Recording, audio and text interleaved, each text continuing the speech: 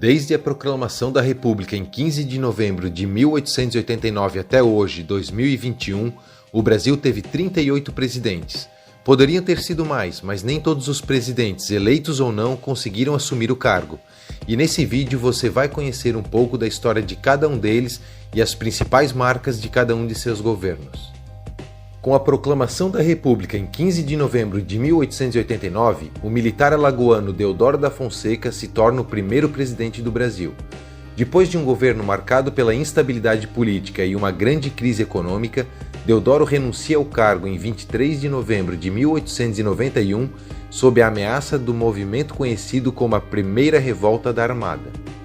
Com a renúncia de Deodoro da Fonseca, o então vice-presidente Floriano Peixoto assume o cargo, se tornando o segundo presidente do Brasil. Nascido em Maceió, Floriano Peixoto teve um governo marcado por rebeliões e, ao combater esses conflitos violentamente, ficou conhecido como Marechal de Ferro. Economicamente, o seu governo foi marcado por uma retração de 22,5%, sendo esse o pior da história do Brasil. Em 15 de novembro de 1894, Floriano Peixoto entrega o cargo para o presidente Prudente de Moraes, e assim se encerra o período que ficou conhecido como a República da Espada, quando o Brasil foi governado por marechais e caracterizada como uma ditadura militar. Prudente de Moraes foi o terceiro presidente do Brasil. Advogado nascido em Piracicaba, foi o primeiro presidente eleito e o primeiro civil a assumir o cargo. No seu governo, o PIB do país teve um crescimento de 18%. Mesmo assim, o governo enfrentou enormes dificuldades econômicas herdadas dos governos anteriores e uma inflação elevadíssima. Seu governo terminou em 15 de novembro de 1898. Nessa data, o campinense Campos Salles assume a presidência do Brasil, se tornando o quarto presidente do país e dando início ao período conhecido como República do Café com Leite, quando o poder do país ficou estabelecido entre os governadores de São Paulo e Minas Gerais. Em meio a grandes dificuldades econômicas, o seu governo ficou politicamente reconhecido por seus esforços destinados à consolidação dos interesses das oligarquias cafeeiras e por iniciar grandes reformas econômicas. Em 15 de novembro de 1902, o carioca Rodrigues Alves assume a presidência ao ser eleito o quinto presidente do Brasil. Seu governo ficou conhecido por empreender uma grande reforma urbana no Rio de Janeiro, que era a capital federal na época.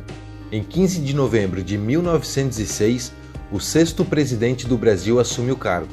O mineiro Afonso Pena foi eleito com quase a totalidade dos votos. Em uma época de grande prosperidade com a política de valorização do café, foi responsável por expandir o sistema ferroviário e interligar a Amazônia ao Rio de Janeiro pelo fio telegráfico. Afonso Pena não chegou a concluir o seu mandato, pois faleceu em 1909. Com a sua morte, o então vice-presidente Nilo Peçanha assume o cargo em 14 de junho de 1909, se tornando o sétimo presidente da República. Apesar de curto, seu governo ficou marcado pela crise entre as oligarquias de São Paulo e Minas Gerais. Ao fim do mandato de Nilo Peçanha, em 15 de novembro de 1910, o oitavo presidente do Brasil, Hermes da Fonseca, sobrinho do primeiro presidente Deodoro da Fonseca, se torna o primeiro gaúcho a assumir o cargo. Já no início, seu governo foi marcado pela crise entre os políticos cafeicultores de São Paulo e os fazendeiros de Minas Gerais, que revezavam o cargo da presidência. Em 15 de novembro de 1914, o mineiro Venceslau Braz, nono presidente do Brasil, assume o cargo. Venceslau enfrentou diversas manifestações militares e teve seu governo marcado pela Guerra do Contestado, que já havia começado no governo anterior. Seu governo também sofreu com o impacto nas importações de produtos para o Brasil e na exportação de café por causa da Primeira Guerra Mundial. Em 1918, o ex-presidente Rodrigues Alves, reeleito no ano anterior para o seu segundo mandato, não tomou posse devido a um problema de saúde. Com isso, o vice-presidente eleito Delfim Moreira assume o cargo e se torna o 10º presidente em 15 de novembro de 1918, permanecendo nessa condição até a morte de Rodrigues Alves em 16 de janeiro de 1919. Seu curto governo foi marcado pela crise orçamentária causada pela Primeira Guerra Mundial, onde foi forçado a reduzir os gastos públicos, afetando trabalhadores de várias categorias, causando revoltas e greves pelo país. Com a morte de Rodrigues Alves em 16 de janeiro de 1919, o paraibano Epitácio Pessoa se torna o 11º presidente do país. Teve um governo marcado por intensa agitação política e revoltas militares e foi responsável por algumas obras contra a seca do Nordeste. Em 15 de novembro de 1922, o mineiro Arthur Bernardes assume o cargo de presidente, se tornando o 12º presidente do Brasil. Arthur Bernardes teve o apoio das oligarquias de São Paulo e Minas Gerais e forte oposição militar que marcou a crise hegemônica das oligarquias no Brasil. Apesar de muitos golpes e tentativas de tirá-lo do poder, Arthur Bernardes conseguiu executar seu mandato até o fim. No dia 15 de novembro de 1926, o 13º presidente do Brasil assumiu o cargo. No momento em que o macaense Washington Luiz assumiu o cargo, o estado de sítio estava instaurado no país, mas não foi renovado, terminando no final de 1926. Washington Luiz restaurou a legalidade política no país, mas com o crescimento da oposição ao governo, tomou medidas de restrição à liberdade política e censurou a imprensa. Tentou retomar a prática da conversão da moeda em ouro na tentativa de estabilizar a balança comercial, foi responsável pela primeira rodovia asfaltada do país, a rodovia Rio-Petrópolis, e também criou a Polícia Rodoviária Federal. No dia 1º de março de 1930, Júlio Prestes foi eleito e seria o 14º presidente do Brasil, mas em 24 de outubro de 1930, com o movimento armado chamado de Revolução de 1930, o presidente Washington Luiz foi deposto pelas Forças Armadas, no que ficou conhecido como Golpe de 1930, e foi sucedido por uma junta provisória impedindo a posse de Júlio Prestes, que seria no dia 15 de novembro. Essa junta provisória, chamada de Junta Governativa Provisória de 1930 e também conhecida como Primeira Junta Militar ou Junta Pacificadora, era composta pelo general Augusto Tasso Fragoso, pelo almirante José Isaías de Noronha e pelo general João de Deus Mena Barreto. Governou até o dia 3 de novembro de 1930. Nesse dia, toma posse o gaúcho Getúlio Vargas, se tornando assim o 14º presidente do Brasil. A sua posse marca o fim da República Velha e o início da Era Vargas. Esse período é dividido em 3 fases: o governo provisório, o governo constitucional e o Estado Novo. Na primeira fase, Vargas governou por decreto como governador provisório, que foi o cargo instituído pela Revolução de 1930 até a adoção de uma nova Constituição. Com a aprovação da nova Constituição pela Assembleia Constituinte, Vargas foi eleito pela própria Assembleia em 1934. Dando início à segunda fase, que foi até 1937. Nesse ano começa a terceira fase, o período do Estado Novo, quando Vargas impõe uma nova Constituição e um golpe de Estado autoritário, diluindo o Congresso e assumindo poderes ditatoriais com o objetivo de se perpetuar no poder. O seu governo ficou marcado pelas políticas sociais e pela legislação trabalhista, criando o Ministério do Trabalho e ampliando os benefícios trabalhistas. Em 29 de outubro de 1945, na iminência de ser deposto por um golpe militar, Getúlio Vargas renuncia ao cargo. Quem assumiu o governo no seu lugar foi o cearense José Linhares. Linhares foi convocado pelas Forças Armadas para exercer a presidência da República como presidente do Supremo Tribunal Federal, sendo assim o único presidente que assumiu os 2 cargos ao mesmo tempo, mas permaneceu no cargo de presidente durante apenas 94 dias. Em 31 de janeiro de 1946, é sucedido pelo militar cuiabano Eurico Gaspar Dutra, que se torna o 16º presidente do Brasil. Seu governo dá início ao período conhecido como Quarta República. O grande destaque do seu governo foi o alinhamento do Brasil com os Estados Unidos durante a Guerra Fria e, consequentemente, a perseguição aos comunistas no Brasil. Também foi responsável pela proibição dos jogos de azar no país. Governou o país até dia 31 de janeiro de 1951. Nesse ano, Getúlio Vargas inicia o seu segundo mandato como presidente, dessa vez sendo eleito e se tornando o 17º presidente da lista. Esse segundo governo é lembrado por ter sido um governo democrático. Esse governo foi fortemente marcado por uma crise política e econômica, principalmente pelo aumento da inflação, além de uma forte atuação da oposição do governo, levando inclusive à tramitação de um pedido de impeachment no início de 1954. Depois de um atentado a Carlos Lacerda, um dos grandes nomes da oposição do governo por apoiadores de Vargas, que resultou na morte do seu segurança, uma das maiores crises políticas da história do Brasil teve início, e os pedidos de renúncia de Getúlio Vargas aumentaram, tornando a situação do presidente insustentável, até que em 24 de agosto de 1954, Getúlio Vargas se suicida. Nessa data, o vice-presidente Café Filho assume o cargo. Nascido em Natal, Café Filho foi o 18º presidente do Brasil. Seu governo foi marcado por grande instabilidade. Conseguiu combater a alta inflação e o déficit da balança comercial com limitação de crédito e redução das despesas públicas, além de estabelecer uma taxa única de energia elétrica e a retenção automática do imposto de renda sobre os salários. Governou até o dia 8 de novembro de 1955. Nesse dia, assume o cargo como 19º presidente do Brasil, o mineiro Carlos Luz. Carlos Luz assumiu o cargo quando o então presidente Café Filho se afastou por problema de saúde.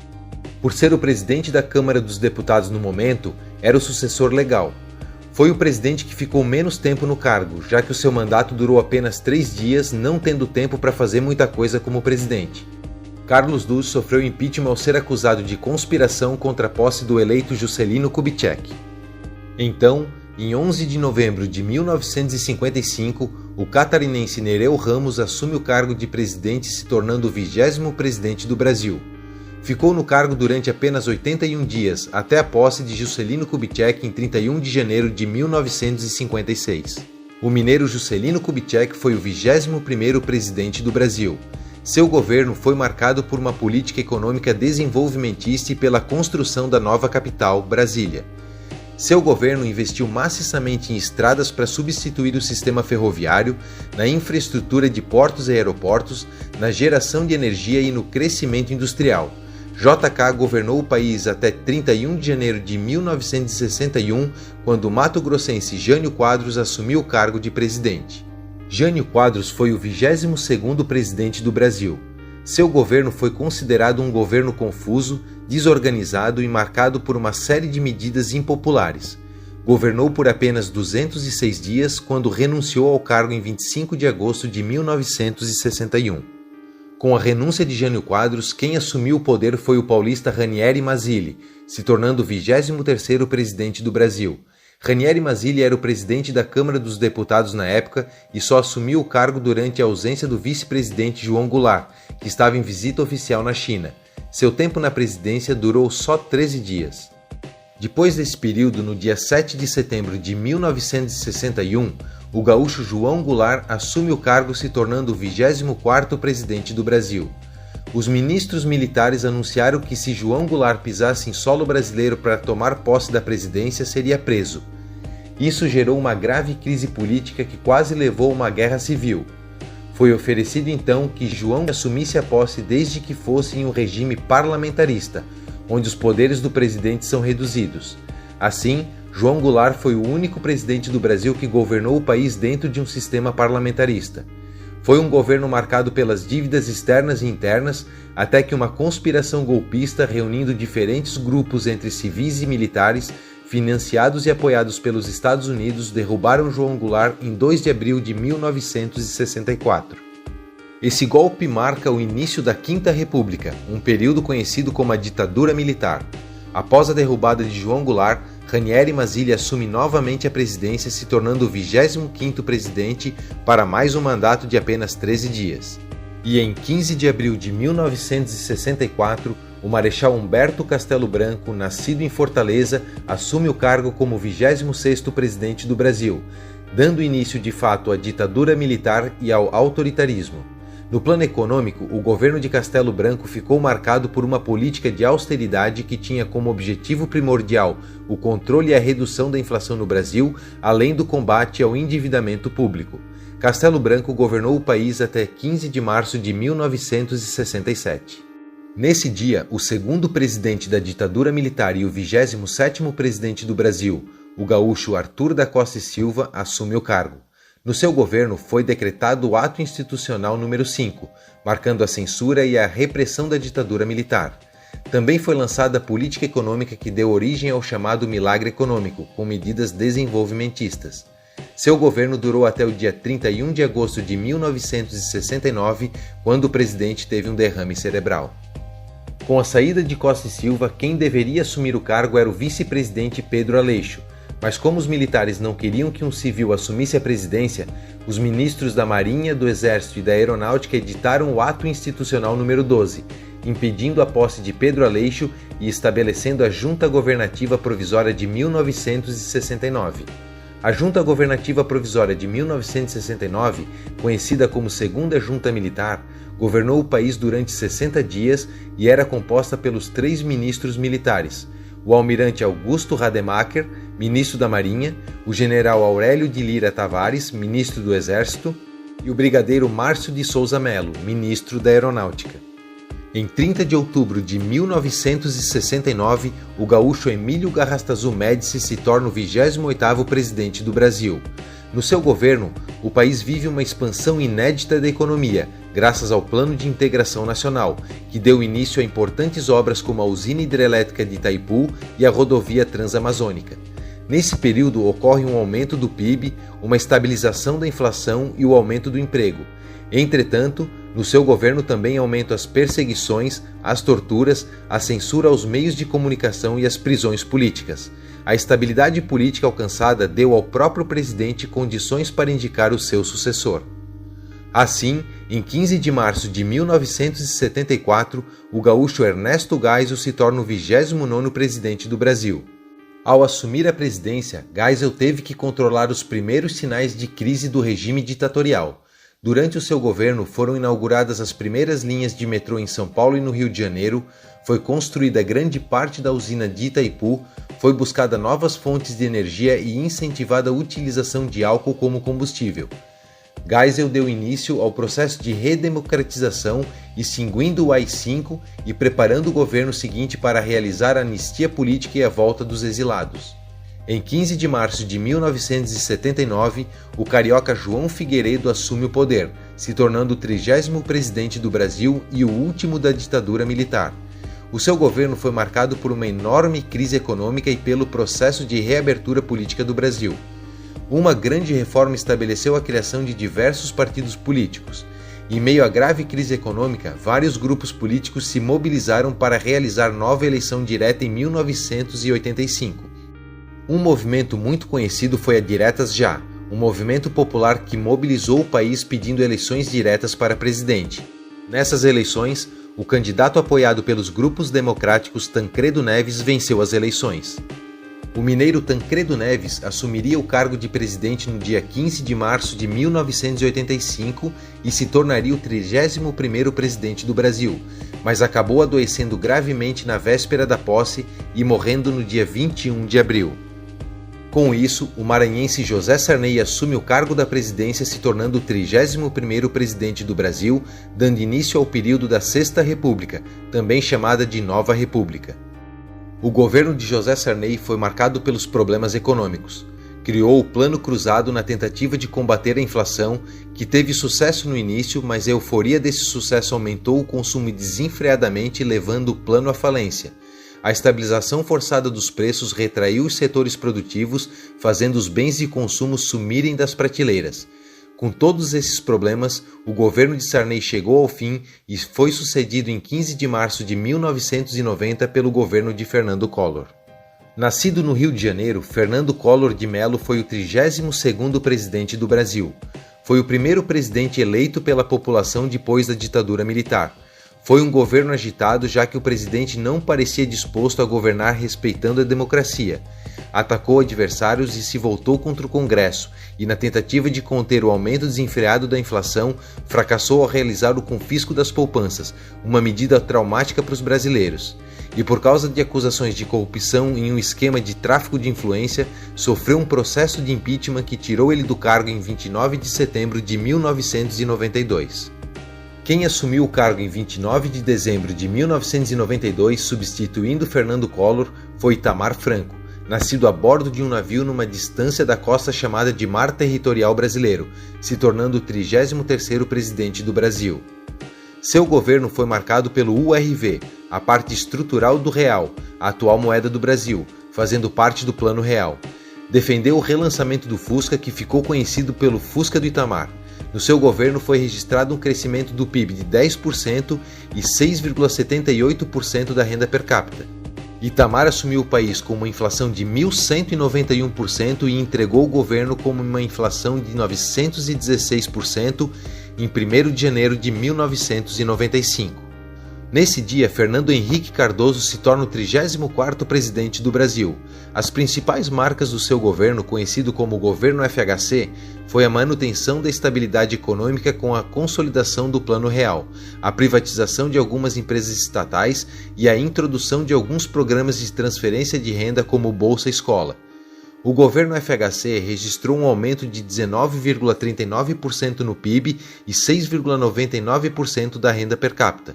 Fernando Henrique, que foi presidente por 2 mandatos seguidos, assumiu o governo com uma inflação de 22,41% e entregou a 12,53% no final do seu segundo mandato em 1º de janeiro de 2003. Essa foi a data em que o pernambucano Luiz Inácio Lula da Silva assumiu o cargo da presidência, se tornando o 35º presidente do Brasil. Assim como o presidente anterior, Lula governou por 2 mandatos. Seu governo, principalmente o primeiro, ficou caracterizado pelo crescimento econômico do país. Assumiu o governo com uma inflação de 12,53% e em 2006 já estava em 3,14%.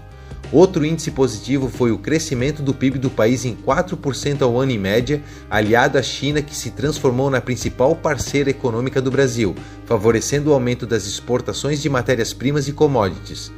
Realizou também ações nos campos sociais, ampliando programas de distribuição de renda como Bolsa Família, o Minha Casa Minha Vida e o Fome Zero. Já no seu segundo governo, ficou marcado pelos casos de corrupção, em escândalos como o Mensalão. No fim do seu governo, Lula se aproveitou da sua popularidade para lançar Dilma Rousseff como candidata à presidência. E em 1º de janeiro de 2011, a mineira Dilma Rousseff se torna a 36ª presidente do Brasil e a primeira mulher a assumir o cargo. Seu governo deu continuidade à política do seu antecessor, mantendo os programas sociais. Dilma assumiu o governo em meio a uma grande recessão econômica mundial, que acabou afetando a economia brasileira. Tentando reverter a crise, aumentou investimentos na infraestrutura através do segundo Programa de Aceleração do Crescimento, o PAC 2. Não conseguindo reverter a crise, o governo entrou em uma crise política. Em 2014 veio à tona casos de desvio de dinheiro envolvendo a Petrobras. Esses casos passaram a ser investigados pela Polícia Federal e deram origem à Operação Lava Jato. No seu segundo mandato, a situação econômica do Brasil piorou, registrando uma queda no PIB de 3,8% em 2015. Em 2016, foi aberto um processo de impeachment contra a presidente por crime de responsabilidade fiscal e em 31 de agosto de 2016, Dilma Rousseff é tirada do cargo. Nessa data, seu vice-presidente, o paulista Michel Temer, assume a presidência e se torna o 37º presidente do Brasil. O governo Temer começou com uma grave crise nas contas públicas herdadas do governo anterior e sua primeira e uma das principais medidas, conhecida como PEC do teto dos gastos, foi congelar o orçamento dos investimentos públicos por 20 anos. Outra marca do governo foi a reforma trabalhista de 2017, alterando alguns pontos da CLT.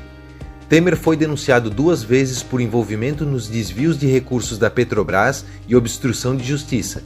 Temer deixou o poder em 1º de janeiro de 2019. E esse foi o dia em que o 38º presidente do Brasil, o paulista Jair Bolsonaro, assumiu o cargo. Seu governo iniciou com 22 ministérios, 7 a menos que o último e 7 a mais que o prometido em campanha, e teve um início conturbado, com a troca de 9 ministros que tinha indicado originalmente. Além disso, saiu do partido pelo qual foi eleito e anunciou a criação do seu próprio partido. O começo do governo foi bom economicamente e terminou o primeiro ano com alto índice de aprovação. Durante o segundo ano do seu mandato, explode a pandemia no mundo e uma grande crise política e econômica se instala no país. Enquanto Bolsonaro minimizava os efeitos da pandemia, o número de casos e mortes causadas pelo vírus aumentava, gerando atrito entre o presidente e os governadores que adotaram medidas de confinamento. Até o momento, vários protestos e manifestações contra e a favor do presidente aconteceram, mostrando o povo brasileiro dividido entre a permanência do atual presidente e a volta do ex-presidente Lula ao poder. Mas até o momento da publicação desse vídeo, ainda não sabemos quem será o